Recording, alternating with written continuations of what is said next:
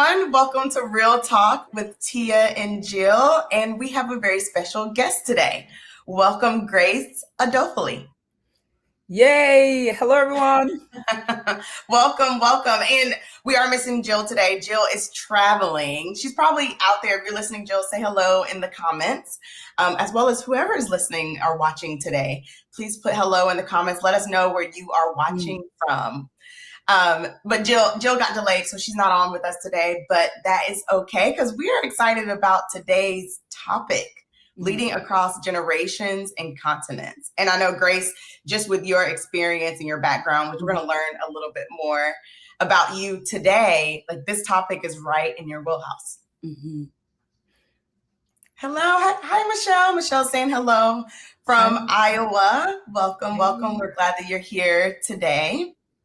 And like I said, this topic around leading across generations and continents, and really connecting it to how you show up as a leader. We were kind of laughing just about, being here in America and names and different cultures. Like when you take a look at food manufacturing, there are a lot of different cultures working in our organizations.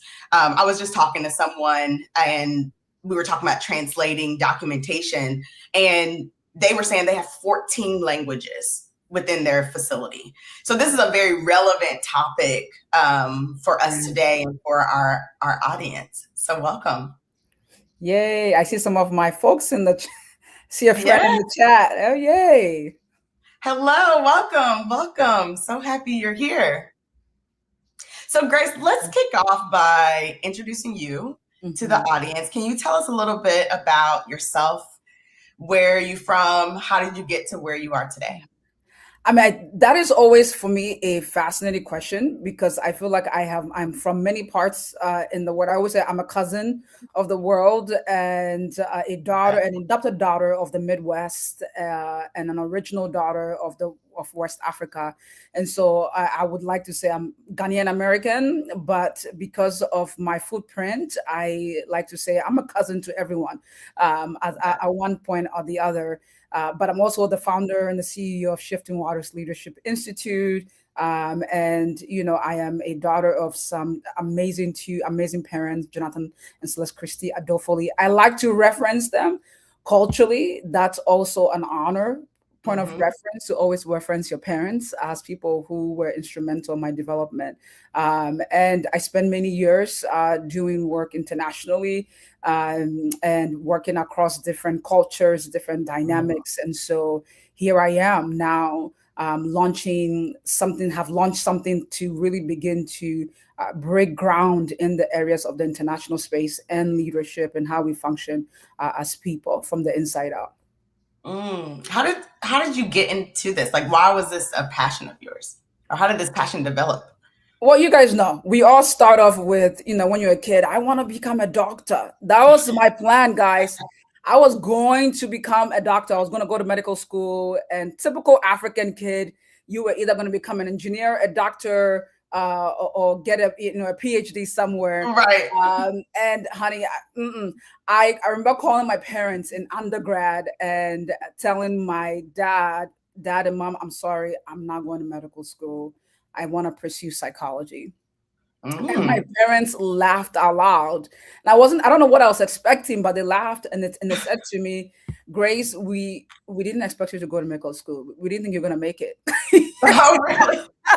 And I think their thing was, it wasn't because you didn't have the gift to become a medical person, but I think they said you are too curious about humans and the way the humans behavior, and you are too in touch with human emotions and human suffering. And so for you, like, you need to be in a space where that allows you to be a little bit more free and allows you to be able to investigate and talk about this stuff. And so the international work for me felt very much so like a calling. As somebody who was born in a different country, and really who grew up in St. Paul, in Minneapolis, I was always around culture. I was always around people. And so for me, it was natural for me to launch into that space because I understand that the ecosystem of humanity didn't just arrive right in the States, right? It is Yeah. beyond us, it is bigger than us. And so yeah, I was very much so thankful that all of the richness that I grew up around really inspired me to go this route. But also, we came from a family of we came from poverty, we came from so many things that also really put a fill under my belt to try to change the narrative, right? When you've gone Yeah. through something in life, it often becomes the catalyst for what you end up pursuing in Yes. life as well. But also, I had great parents who were leaders in their own right, so that also was a catalyst for me to pursue this route.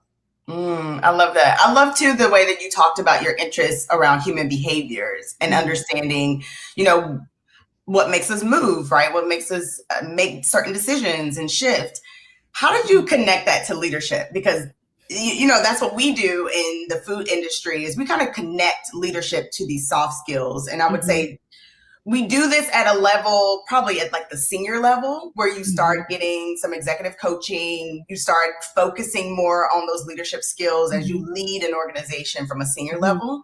But we forget about all the other people that's leading in our organization. And even as we shift culture, many times people aren't talking to us about behaviors, human behaviors. They're not connecting that to culture and how leaders show up. So what made you make this connection between this human behavior and leaders? I mean, I think it is a byproduct of being a human, right? I think it is important to understand that in order for you to be a leader, you have to understand how you act, why you think the way you do, and how you move about the world. I think in general, I always like to strip back everything back to the basis, which is humanity, right? Yeah. You can understand anything about leaders or being a doctor or being a nurse or whatever your profession is without understanding the behaviors in the way we think and the way we move. And so for me, it was a natural progression because psychology, and also I also got my degree in public health as also in social work. And so I got a combination of degrees that talked about behavior and people and how we function and how we go about doing things. And so for me, it was a natural understanding to say, if I am to lead well, if I am to represent the very people that I want to represent, I have to understand not only how they are, how they think, how they behave, but also how I behave in those environments. Because I think leaders, it is so easy for us to want to study everybody else except ourselves. Yes. Okay. And the reality is if you know how behavior works, you end up not perpetuating the same toxic ideas, right, in the workspace, in your leadership. And so for me, it was just a natural progress that humanity, it's important to understand how humanity operates and how we operate both individually and collectively. This is why I love population research, because it tells us a story about people generally across the board, but also how that affects us individually in the way we show up in the world as mothers, as fathers, as friends, as partners. And so it is just critical to really understand the way we move and think in the world. Yes, I love that. I love how you strip it down to humanity and understanding one another. In ourselves. That's such a great point, because leaders don't focus on ourselves. No. It's like, what does everyone else need to do versus like, what do I need to do to show up better or to help a group survive. Absolutely. Remove barriers from people. Yeah, no, I think it's so easy to be able to, and I think this is also from a research perspective, it is so easy to want to study a person. But I think as leaders, for us to say, okay, how do we better our organization by studying our people? But I think the mistake is if you do not understand how you show up as a leader in your behavior, your understanding of humanity and how they are in your workplace can very much so be skewed. If you are able to understand the nuances of how you are, that can really provide some level of empathy, right, to the space that you enter. So I always tell leaders, before you start going and taking all the classes and doing all the things, take some time to do the work on yourself. Take some time to understand your behaviors, because that can really provide a platform for how you understand others as well in the world. And I would say that's critical as we think about like leading across generations, leading across different cultures. understanding yourself and how you show up. You don't have to say, oh, I'm going to be with 15 different cultures, right, or 14 different languages. If you understand how you show up within a culture that you know very little about, that is how you show up in all of those situations. If you understand that, you can show up as a better leader regardless of what the culture is, because you know how you respond in those situations. Absolutely. I think it's everything. I think sometimes we don't give ourselves enough grace, no pun intended. When we come into these spaces and say, I think the greatest gift you can give to another person, apart from extending love and empathy, is by saying, I do not know. Yes. I don't know. I don't know something. I don't know something about your culture. I don't know something about your environment. And so, and with the standpoint of I do not know, man, God, that opens so much doors for learning and for understanding. And so, to your point, I think it's very much so being able to present yourself. And some of the countries that I went to, I had, yes, I did my research. Yes, I studied. So make sure that I wasn't acting the fool. Which I can easily act a fool, and so in those situations, I had to make sure that I would ask people, teach me how you would go about talking about this and how you would say this, right? And not to put the burden on them, but to also give them the extension to say, let them share with you the way they operate and the way they think, because that can provide a lot of, I think, equilibrium for how you go about interacting with them, for sure. Yes, very, very good point. So I'm curious, throughout your studies and just from your perspective, what feels different about leadership? So thinking about, we do need to lead across generations. We do need to lead across culture. What feels different about leadership in the way that it's understood today compared to 10 years ago or 15 years ago? Well, I love this question. I love this question because I think it's important. I am the nuance queen, y'all. I will nuance every conversation as much as possible. I think there's been a lot of shift across the way we think about leadership and how leadership is seen generationally, culturally. But a big aspect of it is access. Access has given people the opportunity to be able to take a step back and to say the way we do leadership looks different, because traditionally leadership used to be you were crowned with a position. You went into a traditional institution, they gave you the role, they gave you the title, and said, well, Tia, Grace, you are now a leader of your team, a leader of this department, right? You are officially given the status of a leader. But what we are now in a very technology space is that society is getting the opportunity to crown leaders, right? So if I have a following, if I have a group of people who think I have an expertise in an area, they can crown me a leader without the traditional institutions recognizing me as one. Does that make sense? And so access has really expanded, I believe, our understanding around leadership. And to some degree, that is a good thing, but it also has its negatives, right? Because somebody can say I'm an expert in something, and when they really are not an expert in that very field. And so access is significant. The other thing that there's many things that I want to say here, but the second thing that I want to touch on is that vulnerability is now a feature and not a bug. Because back in the day, right, it was seen as weak for a leader to show and to say, I do not know, to show some level of emotion. But thank God, to the works of Brené Brown and others, we have come to realize that vulnerability is an important key aspect of how leaders come about in the workplace. And I think what it's done, honestly, it's opened the doors for so many leaders to be seen as humans. Because often we remove leaders from the reality of their humanity and not recognizing that they have families, they have their own wounds, they have their own traumas.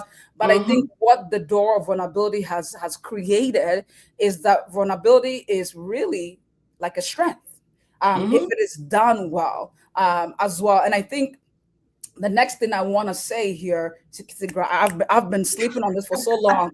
The next thing that I want to touch on here is that people are less concerned about being just inspired, but they also want you to create environment for thriving. So it's become less heroic and more architectural. So in the sense that people are saying, yes, thank you. Like, we love the inspiration, but we want you to create environments that we can thrive, environments Yeah. that are safe, environments that allow us to have more autonomy and Yes. agency, right? Environments that create systematic accountability. So it's not just, talk the talk, but walk the walk too. Yeah. And so I think people are asking us for leaders to say, hey, okay, great, enough of the, like, we love the inspiration, but now what? Right. Right. And so there's a lot more accountability from that space. And also, I think within that framework is the idea of psychological safety. Now, Amy Edmondson in the 90s, an academic, has been talking about psychological safety for a long time, but now it's become more cultural, that people want to feel like, I can blow the whistle, I can call out hard things without being isolated, without being condemned, without being fired, right? When we see a glitch in the system, we want to be able to call it out. And so I think that is some things that I would say has shifted, collectively across the landscape of leadership, is that there's just a lot more level of trust that leaders have to earn, instead of just being given, trust.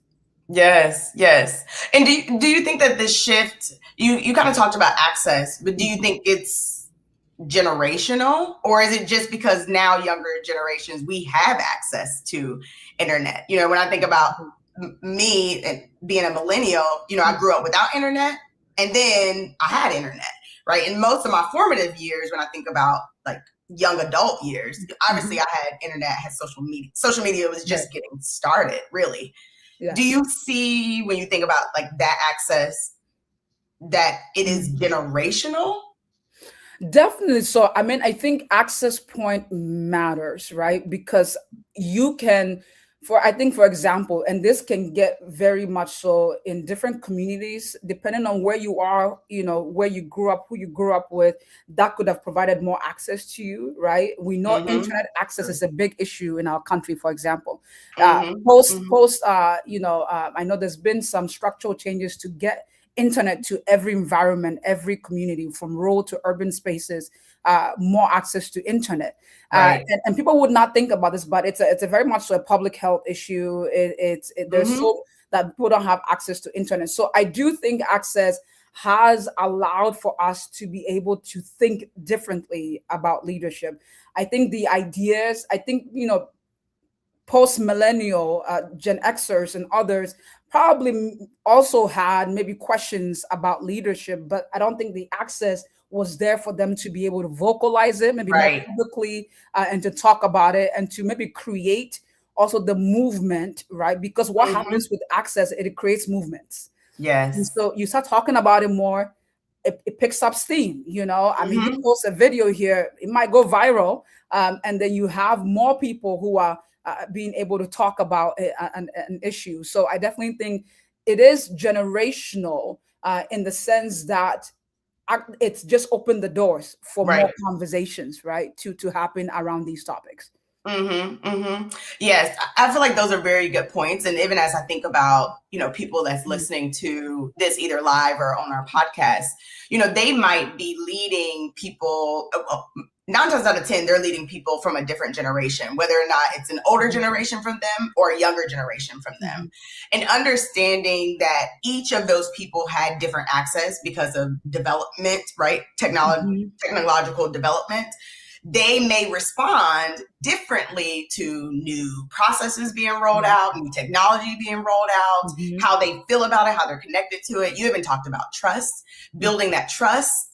It all kind of plays a piece into it. And to your earlier point on, as leaders, understanding how we show up in those situations are critical, because we see, people who have been promoted, or they maybe have moved into this unofficial leadership role, but they cannot lead because they're struggling with intergenerational support, right? Their team, different generations, and they understand access differently. No, absolutely. And I think it's, I think sometimes we talk about access like it's something that is given, Right. but access is not given. I mean, there are parts of, particularly in the Western space, talking about the United States, particularly, and also globally, there are people who don't have access to many Right. things, and Mm-hmm. so that does influence information flow. Mm-hmm. It influences the ability to learn, the ability to vocalize even what you feel or think about an issue. And so I Mm-hmm. think it's and for leaders, I think particularly in this, leaders post millennials, Gen Xers and above. And I think it is important to understand that. And sometimes I'll hear, older Gen Xers and older, and they'll say, well, we had these issues, we just didn't have the internet to talk about them. Mm. 110%, right? I Mm-hmm. think, I think Mm-hmm. nothing is too old under the sun. Yeah. I think Right. everything in some form, shape, or way has been talked about, has been, Mm-hmm. marinated on in different ways, but the manifestation of that in our world now looks a little bit different, right? People probably didn't used to be feel confident to come out and to speak their minds about certain things, but you can low-key go covert on the internet, have a different name, and say Mm-hmm. whatever you want to say, and That's true.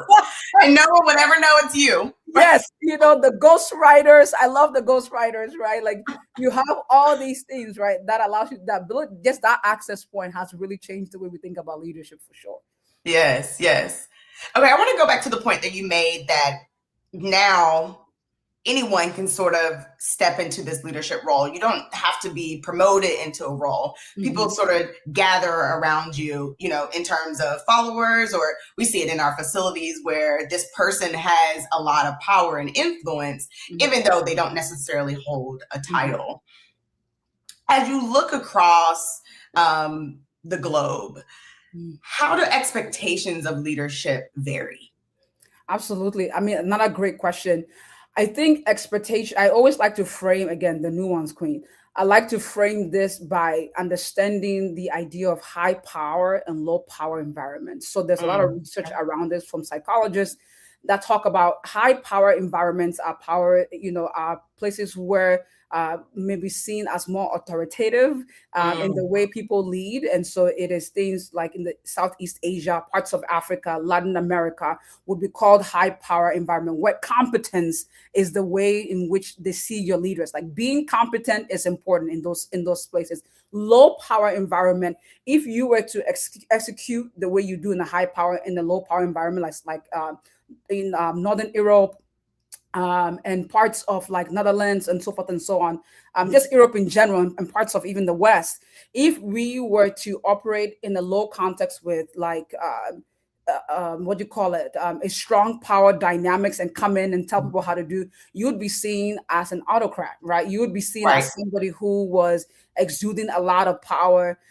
In those environment, in low context environment, it is important to build relationships in a different manner, right? And to be able to not necessarily feel like you have to be competent in all things, but those understanding the culture from that perspective is quite critical. Now, I want to say that there has been a research project Global that talks about that across the globe, we all value certain things in research, in leaders: the ability to inspire, the ability to have integrity and vision. So humanity across the board, we want people who are visionaries, we want people who inspire us, we want people who have competence across the board. But the way that shows up, so you can have the same expectation across the board, but the context of it matters.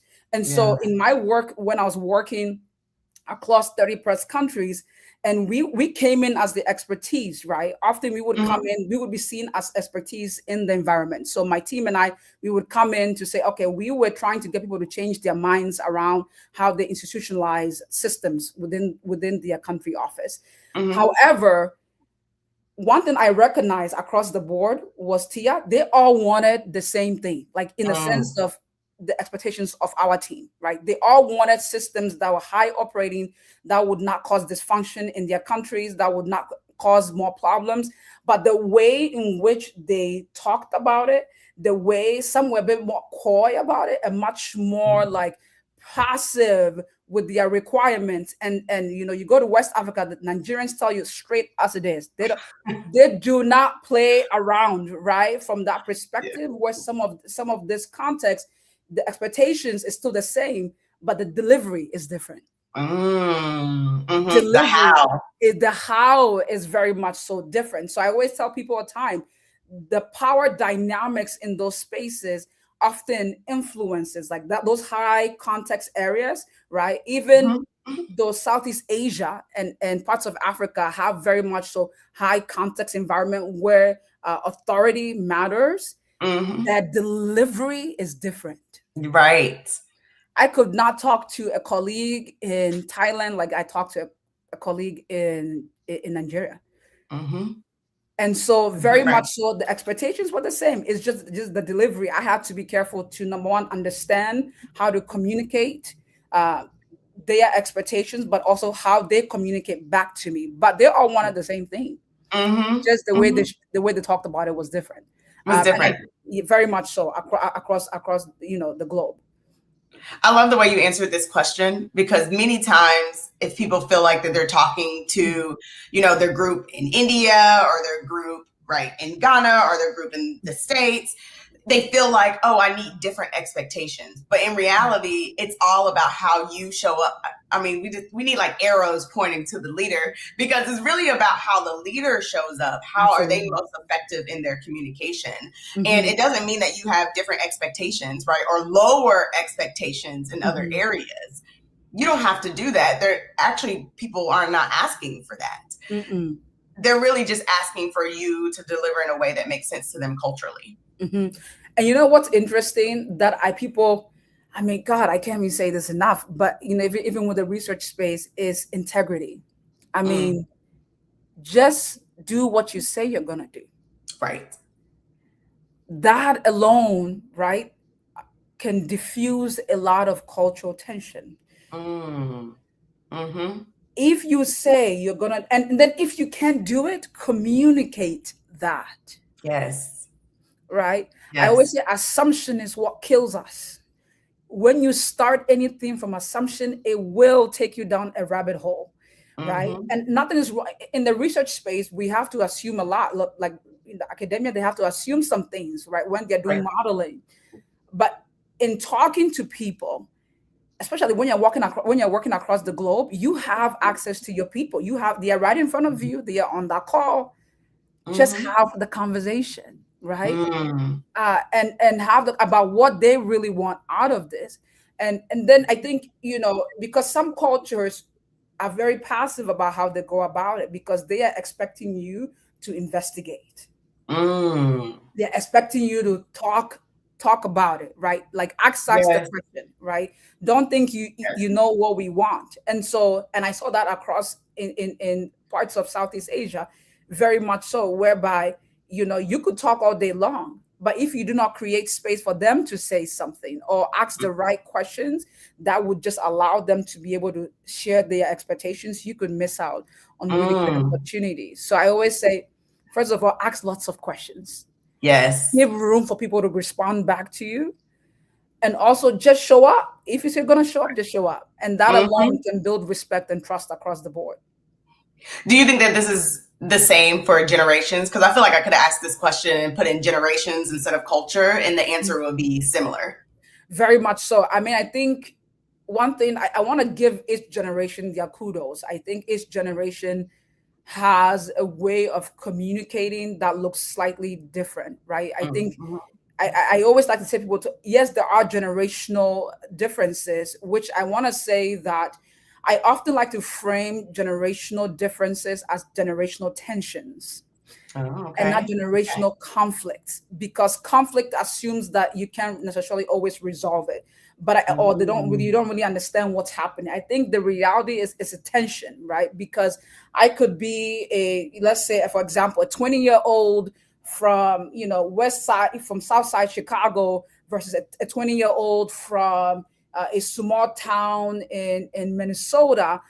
Maybe they may be both millennials, but their environment and their context have definitely shifted the way they think. So there are nuances there, even within the generations. Like not all generations are monolith, right? Like Right. excess, the boomers, they're not a monolith. They are your context, your upbringing, your parents, your environment shape, right? We know this. It shapes the way you think and how you are. Now, are there themes across generations? Absolutely. We Mm-hmm. know that the narrative that often goes around is that boomers tend to hoard power. Mm-hmm. That's some of the Mm-hmm. narratives, right? Millennials want meaning. We are the hippies, right? We Right. want we want meanings out of everything. And Gen Zers can tolerate hierarchy, Right. Yeah. right? Like, and so that's the story that's being told. But even the research around generations and what we think about each other is still very much so developing, right? We don't really, Right. and we know research doesn't always catches up to narratives a bit later because of funding and so forth and so on. But Right. I do want to say that the conversation should continue to remain nuanced. And yes, are there some truths about each generation? Absolutely. And so I hope that's helpful for folks as we are talking about it from that perspective. Yeah, I think so. I think so. One of the things that we say all the time is that we raise the next generation, right? So when you think about, Gen Z and, they right now they are the kids of the workforce. Mhm. And so of course people pick on them, right? All of us had our time. Hello? If you look back with research, you can find that every single generation used to be kids, and the previous generation talked about them very similarly, actually, to the way they talk about Gen Z today. But you see that connection that you're talking about because we raise those generations. Gen Z, they don't like authority. They don't like these sort of like command and control environments because they have seen, right? Their parents have talked about how their jobs are. They've seen their parents come home and be consumed by work. They see these things happening. And so they have decided, like their parents have said, like, I don't want this for you. They've said, I don't want this for me either. And instead of going into it saying, oh, I don't want it, but I need it, or I need to do it, they're saying, no, I'm not going to put up with it. And obviously the economics is also part of it, right? They can't afford homes, they can't afford, certain things. So why even work in this environment when I'm not going to be able to afford the things that this environment is supposed to get me anyway? So, right, like when you think about being a leader in this space, all of these things are happening, right? And I like it when you talk about nuance because I'm also a very nuanced person. And this is what makes leadership so difficult is that you need to understand your people to that level, how they show up, how you show up for them, right? How you remove barriers for them so that they can grow and so that you can be effective as a leader. No, absolutely. I mean, I love the way I think you talk about it too, because I think one thing we don't talk about is that the economics play a role, right? What's happening currently plays a role, right? In our society also plays a role, very much so in how people are seeing each other and seeing leadership. Let's talk about trust a little bit because you had brought up trust in your conversation around like how it can be gained across different cultures. Trust is really like this foundation, right, to leadership. And without trust, you really cannot be an effective leader. How do you see it being built across generations and across culture, or even maybe broken? Absolutely. I mean, so I am, I like to say, like, I'm a big believer in a combination of lived experiences and speaking to the research, right? I'm a research trained person as well. And so that is very much so how my brain works. And so if I want to make sure, I'm going to make sure I quote some of the right researchers here. But I think fundamentally, we know that trust is important, right? One thing, there was a recent research released by Pew Research Center that talks about that trust generally across the board for leaders globally is trending downwards. And so we are seeing that trust between people and between leaders, right, is shifting. And not just leaders, but trust within for each other as society Mm. is also trending downwards. I mean, I wish I could show the graph. It's alarming Wow. to see how trust is actually shifting over time, and to see that in past years the trust was heavy, but now our society has shifted. Trust has become and then there is a much more superstition also around each other. So one thing I want to maybe distinguish is here is two types of trust: the cognitive based trust. So there is a book written by Michelle Gelfeld who talks about rule makers and rule breakers. Mm. And she's a researcher, and she talks about that there are two different types of trust. There's the cognitive based trust, which is the ability to demonstrate competence, reliability, your track record, right? So if a leader in most contexts, like in the high context environment, they want you to have that cognitive based trust where you are Mm. reliable, you have the skill set. And there's the affect based trust, which is based on relationships. So Mm. Tia, so it's like me and you building relationships can affect the way I end up trusting you, right? And Right. so those two aspects of trust, right? Cognitive, which is generationally, cognitive based trust was something that we looked towards. Like you were crowned or bestowed upon leadership in your job place because you have that cognitive trust, because you have the Right. track record and you have the experience. And then now you have the affect based trust. Now globally, this is what's interesting. In countries around, like the Latin America, parts of Africa, Southern Europe, and Middle East, parts of Middle East, the affect-based trust is what's critical. Mm. Relationship building, having Mm-hmm. relationship is building is important. In America, in parts of the West, a huge part is cognitive. So we want you to be competent. Now, I like to say that it's not always, again, it's not always clean. Right. But younger generations now are more cynical Mm. about Mm-hmm. trust, right? Right. Because of, we know this, growing up in the 2020, was it 2028 and beyond, we saw a lot of exposure stuff, right? Out of companies.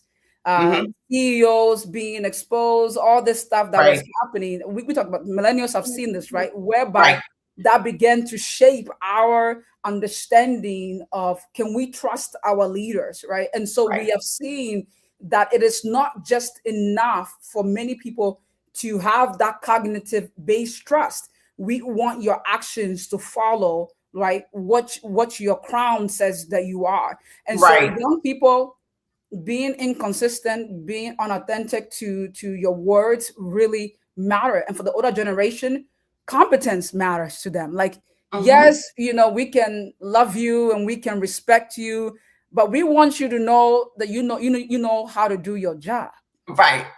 Right. Yes. Right. And so the trust is built by doing, Yeah. whereby for younger generation, trust is built by being, Ooh. Yes. doing and being. So I want to be with you, I want to connect with you, I want to feel that you are genuine. I build trust, right? And Yes. older generation, I want to see you do it and Right. do it well, right? And then I build trust.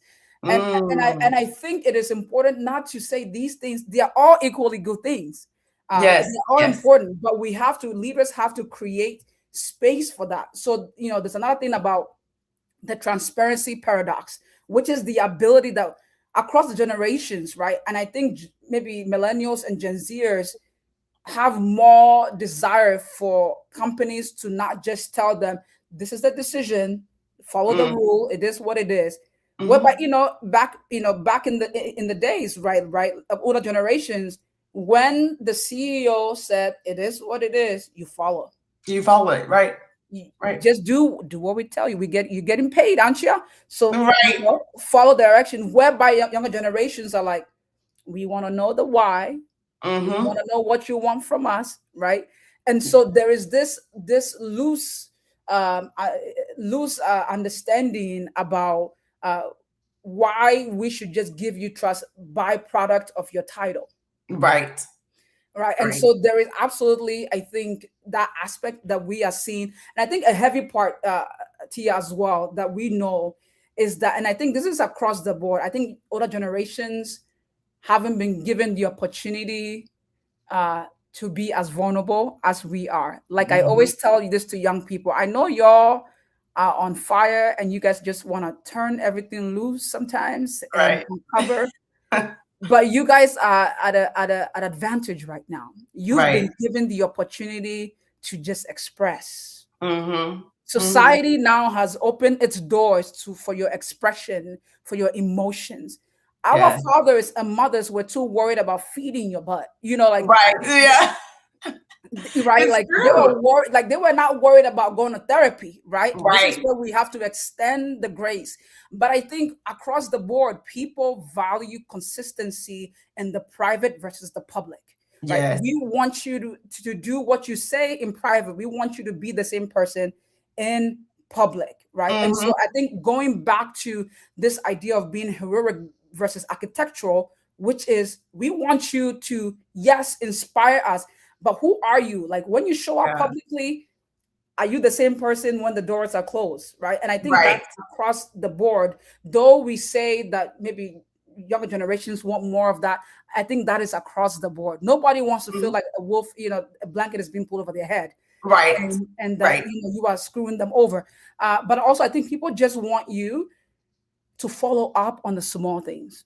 Yeah. If you I saw this online the other day. A young lady was saying, I told my boss I wanted time off. 3 weeks in advance. I put it in. It got closer and other people ended up taking their vacations. He was telling me to shut it down and just take only a week off. Wow. And she's like, wait, I put my stuff in 3 weeks ago. Everybody else did years later. Why do I have to sacrifice for everybody else in the office? Right. And for her, that did like a number on her because she's like, I haven't taken time off for the past 2 years. Like, I just wanted you to honor your word. I just wanted you to say, let me take that time off. And I think a big one, Tia, I know you guys know this, our catalyst for food. Like you guys do this so powerfully, accountability. Yes. Be willing to step up when things go wrong. And yes. Right. Yes. And that you have the ability to hold yourself accountable, not that other people are trying to hold you accountable. Right. But you, as my leader, I shouldn't have to hold you accountable. Absolutely. Right. You should be able to hold yourself accountable. That's really the expectation. That's it. I always frame accountability in 3 levels.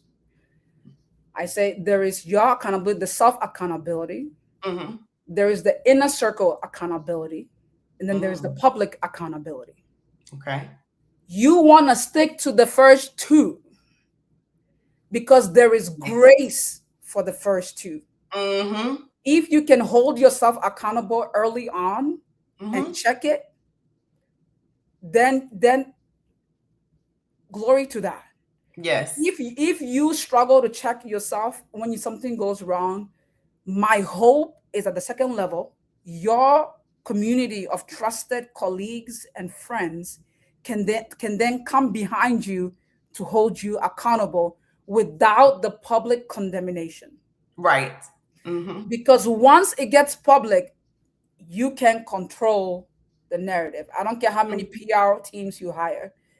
It is harder, right, to graze the public because the public is very much so sometimes unforgiving when we fall short, even though we are all humans and there needs to be grace extended to all people, in my opinion, when they fall short, if they are willing to go on a journey of renewal and restoration, if they want to do that.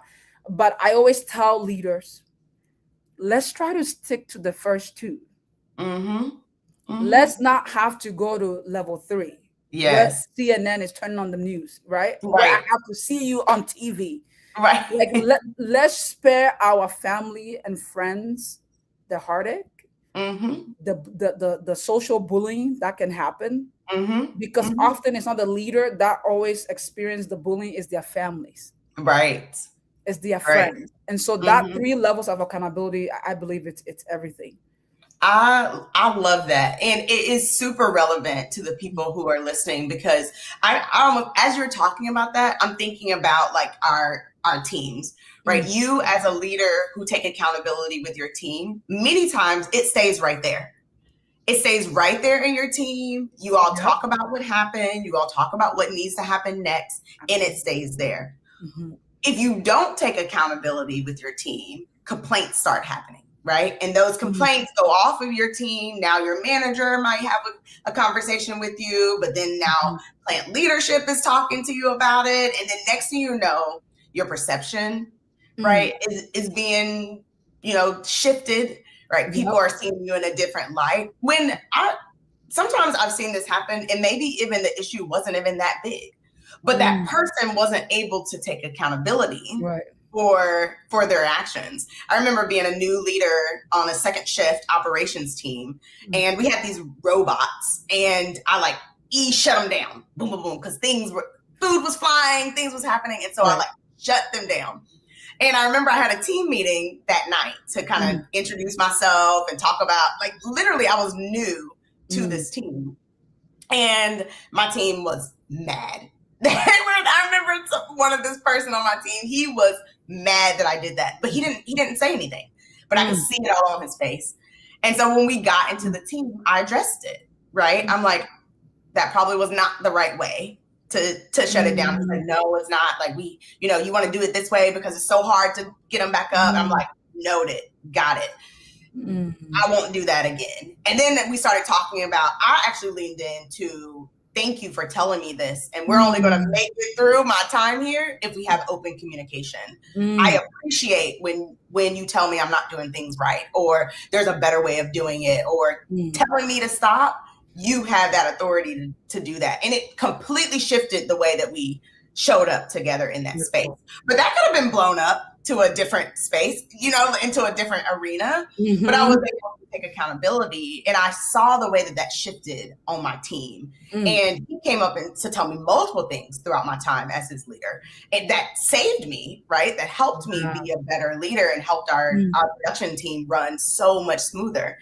But if I hadn't taken accountability, if I'd have said, well, you all were doing this and you all were doing that, right? And it wasn't on me, I don't think that we would have been as successful, because that trust would have been broken ultimately. And I think it goes back to Tia. I mean, I think that story is so powerful and relevant. I think it goes back to the aspect of creating environment for people to thrive. Yes. Because if you did not model that could have closed the door for transparency. That could have closed the door for growth. That could have closed the door for meaningful relationships. That could have closed the door to so many things. But because Tia being fully transparent and who she is as a leader, when you showed up in that way, it opened the gates, right? Yes. For him to say, yo, you probably don't want to do that again. Right. And it also built into your leadership a safe accountability individual who could say, hey, just looking out for you, and to build people within your organizations that are going to have your back. It is important to open the door for them to be able to give you the hard feedback. If you want people who are going to champion you, give them space to tell you the truth. Right. Even if your egos get hurt, give them space, because they'll be the same people to protect you. Right. Exactly. Oh, I love that. I love that. It's almost like you can't have those people that's in your corner if they cannot tell you the truth. They can't fully be in your corner. I also love one of the things that you said around trust by doing versus trust by being. We are so deep into the trust by being, and today's leaders, we're so far behind on understanding how to be comfortable being in that space of just being and supporting other people being. And I think it goes back to your earlier points just around vulnerability. Right? That's key. In order for you to just be and to appreciate someone else being, you have to have a level of vulnerability there. It's everything. I mean, I think we often think they are not dependent on each other, right? If I am doing, I should also be being, right? Like Right. if I am doing something well, there is a level of being comfortable with where you are, your growth, your areas of weaknesses, your areas of strength, right? Yeah. So and also being does not mean you should be just la la la, right? Like Yeah. being should not negate laziness. Right. Being should not negate not holding people accountable, right? Mm-hmm. Being, if anything, being should create opportunities for us to be honest, right? And I Yes. love what somebody said in the chat. I look at vulnerability as a sign of resilience and not weakness. 110%. And Yes. I think 110%. I think it is just one of those things where I always say resiliency is built not in a time. Resiliency is built over time. Yes. Yes. Right, it's built over time. And so to do, you don't just get up and say, well, I'm gonna be today. Right. Or I'm gonna be the best at the things that I'm called to do. No, like people who are Olympians, who are the best at their sport, started at a very young age, Mm-hmm. and they Mm-hmm. train. Like I always say, being a leader is a muscle, Yes. and you gotta train that baby. Just train it Mm-hmm. every day. When no Mm-hmm. one is looking, you are being trained, whether you like it or not. You're training yourself in one way or the Mm-hmm. other. Uh, Mm-hmm. yeah. So I'm just gonna leave it because I could go on. I could go on. I could go on, Tia. I could go on. I love it. I love it because you're right. A huge piece of catalyst is that practice piece. That's the training piece. Like you have to practice, and you have to practice. One thing that I feel like is very different about our programs is that our practice, our homework, how you're training should be built into what you're doing every day. So we don't want you to go out and just create a scenario so that you can influence, or, I don't know, create these scenarios that really doesn't exist or doesn't really play into your day to day. We talk about what meetings are coming up that you need to influence. Let's practice there. What worked, what did not work? What key relationships do you need to build? What projects are you working on that you can incorporate these leadership concepts into? Well, be intentional about it because you're doing something anyway, right? You're showing up to the meeting, you're doing something anyway. It could either have a negative impact or it can be a positive impact. So we want you to intentionally think about these leadership skills so you can practice, practice, practice, and build that muscle. Okay, Grace, before we move into our takeaway, I do have one more question to really think about. I want you to kind of give some words to organizations or to people who might be listening and they're like, yes, I hear this. Like, I hear this. I know I need to show up differently as a leader. Or maybe you're like, you know what? I don't really want to, or my organization's not really going to shift. What happens if you stay in your spot? If you stay to the definition of leadership that you need the title, it's top down, you don't have any agency over yourself, that really it's coming to you, it's happening to you. What happens if you kind of cling to that old model of leadership? Yeah, I mean, thank you again, Tia. You are just hitting me with these questions. I think it is, first of all, the way I define leadership is your ability to influence someone incrementally or substantially over time or a point in time to either change their behavior to go towards doing something good or something bad, which means all of us have a role to play. All of us are a leader because we are influencing by just showing up as well. So if I have been in that position where I definitely wanted to leave many times over the years. But I recognize that the change that I wanted to see, I could make with my team, with the team members. Yes. I could begin to, speak hope in the place of disparity. Because if you begin to speak disparity, guess what? Disparity will be your constant continence. If you begin to speak hope, hope will be your countenance. And so I always tell people, if you want to influence your environment, it begins with your mindset shifting. Yes, you may not be the VP or whatever, But I tell you, if you are the person on the ground that is the way you act with people, the way you talk to people, the way you show up with compassion and Mhm. hope, you have more power than your VP. Yes. Because Yes. influence, many leaders can have position and not have influence. Yes. And Yes. that, right? Because we are really, the ultimate leader desire is to have influence. Mm-hmm. They want to feel like they can impact the way people are, the way they think, the way they go about living their lives.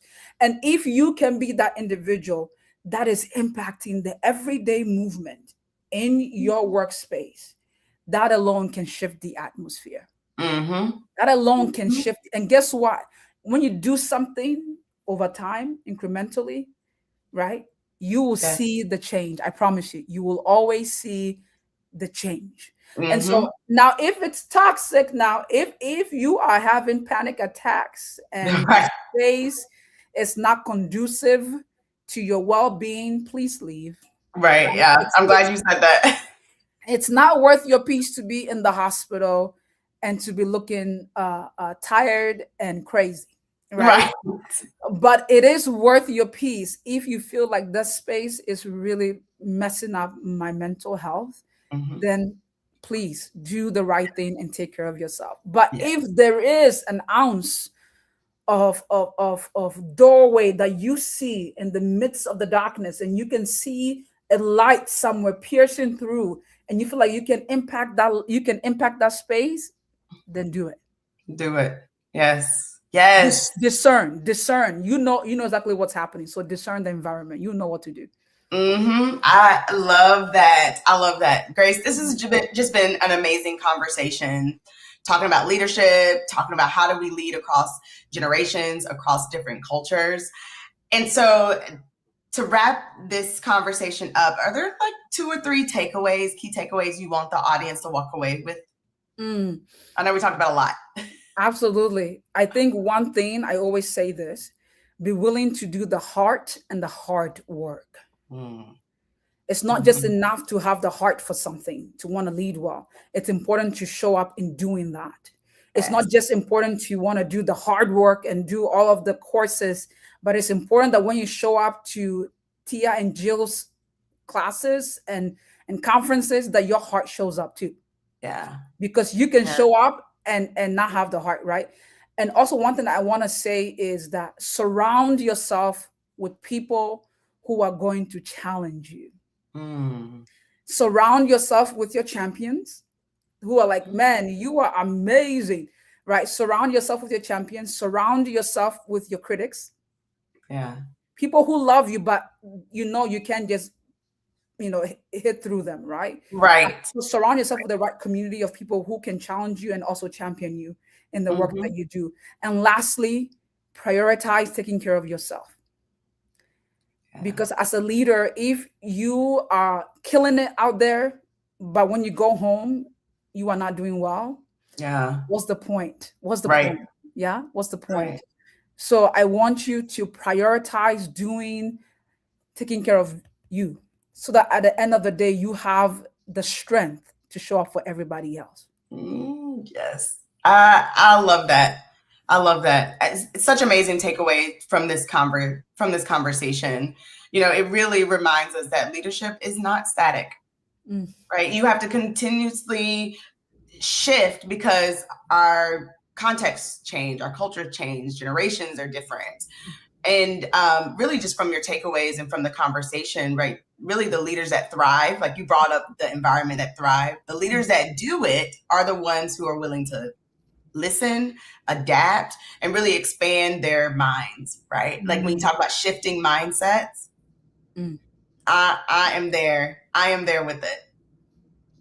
Yes, I mean, I am just honored, Tia and Jill, for you guys for even creating the space for leaders to do the difficult work, and for creating a platform for me to be able to show up and to share my perspective. And so I just want to say, for those who are listening, these two women are just off the hook. I mean, they are amazing. And I know for me, I have, even gotten a lot just by reading their stuff. And so I just want to thank you guys for creating that space and for really being amazing, phenomenal leaders yourself, and for continuing to push us in the right direction. And so I just thank you very much for creating the space for me to be able to come and share my heart and share, my insights and expertise. Yes. Well, thank you for being with us today, because this is so relevant. And I know our audience is like soaking this in, because the work that you are doing at your organization and across the globe is needed.